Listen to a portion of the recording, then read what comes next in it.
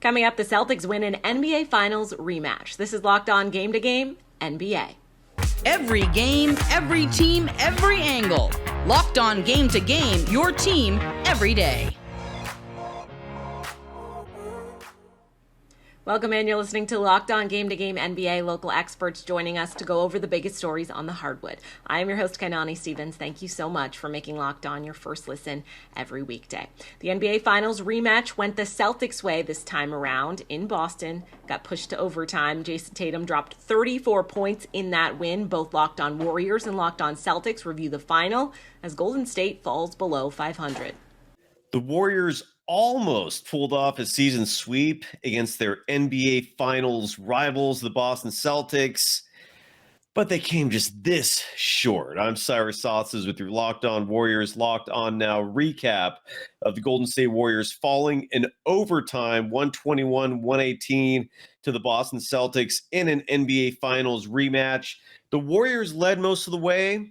It seemed like they had the game, but Jaylen Brown hit a three-pointer with 16 seconds left to tie the game at 106, and a Stephen Curry desperation heave almost at the buzzer, failed to go in. They only needed a 2, so that shot was open to criticism. Also open to criticism, the fact the Warriors were killed inside yet again. The Celtics outscored the Warriors in the paint 52-30, and out-rebounded them 63-47, including 18-8 in terms of offensive rebounds. Breaking that down and so much more on tomorrow's Locked On Warriors.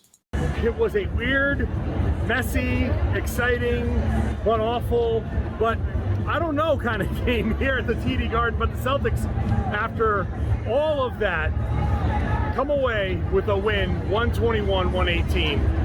over the Golden State Warriors. I'm John Corrales from the Locked On Celtics podcast. The Celtics didn't get great shooting performances from Jayson Tatum or Jaylen Brown. The Warriors didn't get great shooting performance from Steph Curry. But in the end, when the Celtics were trying to give the game away, they were also stepping up.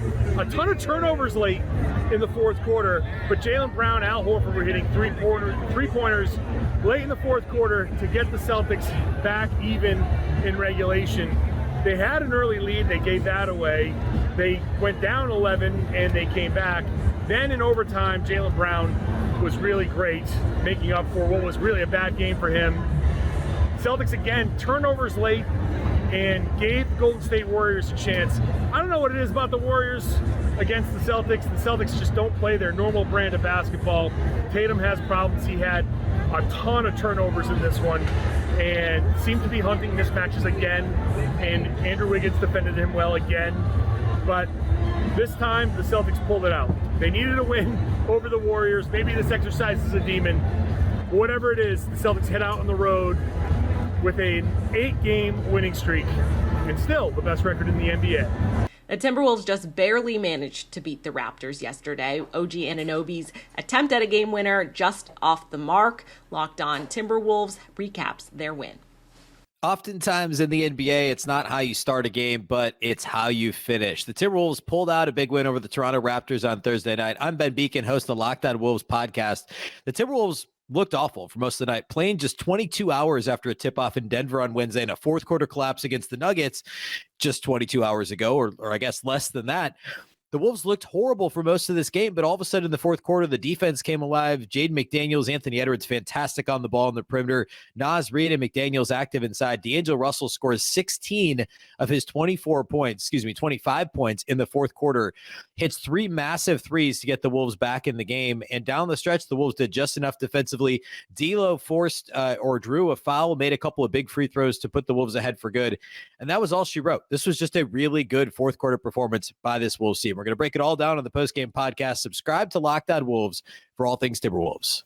The Phoenix Suns picked up a much-needed victory over the Brooklyn Nets. Our Locked On Suns host tells us exactly how Phoenix got the job done at home.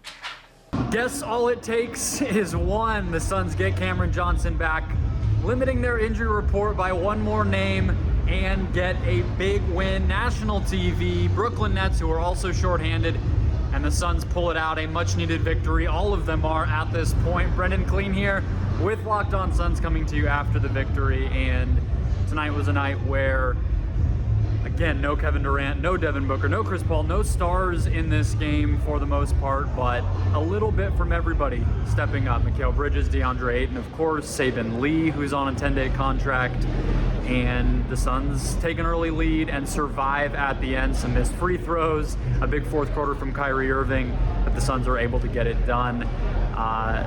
They'll take any that they can get. A 5-game homestand coming up, and they started off with a big W. For more on these Suns, listen to Locked On Suns wherever you get podcasts.